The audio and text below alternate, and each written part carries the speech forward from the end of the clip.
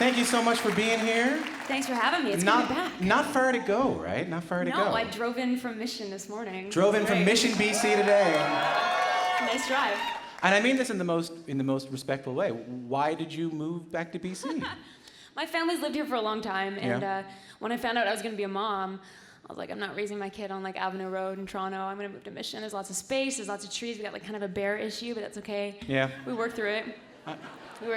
We all lots do. of life lessons in that. We work through all of our bear issues in You know one what way I mean? or another. Everybody's got a bear issue. Yeah, exactly. What's the benefit though as a musician? Like, do you find any great benefit here? Well, in reality, you're not really ever home. Yeah. So, I'm like on tour most of the time, and when I'm home, I kind of just don't want to be in a major city. So just being kind of in the bush with bear issues is really nice. But is that hard at all? Like, I think most people here and myself, like, we spend a lot of time in our homes down on the road. Like, do you find it? You've been doing it since like you were how long on the road? I've been touring for 10 years now. So my first tour was like fall of 2008, and it's kind of been this big realization because I'm in the middle of a tour right now, and it's kind of crazy. Been doing it for 10 years. But yeah, I think there's creativity and inspiration and solace, when you're out there. And we have a studio in the garage, and I spend a lot of time just kind of not being surrounded by chaos. Because when I go visit Toronto now, it's like, I'm going to go out, I'm going to have fun, be with my friends, and being here is just very, very chill. I'm going to be surrounded by chaos in about 5 minutes. Oh my God. That was good. Remember the deal? Remember the deal? There we go. That was amazing. That was yeah, I know. Key. But when I was working on the comic, I was holed up there for about a year. Honestly, I was at home for a year, and I started getting cabin fever. Do you guys know about There Lights' comic? That's Skinner. Yeah, Drew and wrote that 6-issue series, and it took a little bit of cabin fever to get to the end of it. How does putting out a comic book relate or differ with putting out a record, putting out music?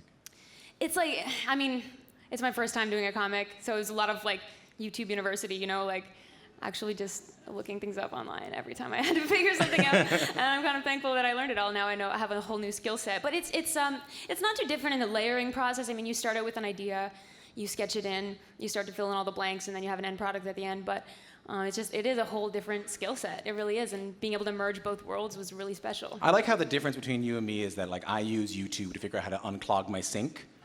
Oh, you can do that too. You and can you're be like, a doctor. And you could be a doctor. Yeah, I'm going to anything you want. I'm going to YouTube. that surgeon. Yeah, I know. YouTube. So the appendix is bothering me. Yeah, it's probably somewhere around your shoulder, man. That's all I don't know. Yeah. It's probably true. It's probably true. Sure. Yeah. Sure. How are you feeling about the Junos this weekend? Very excited.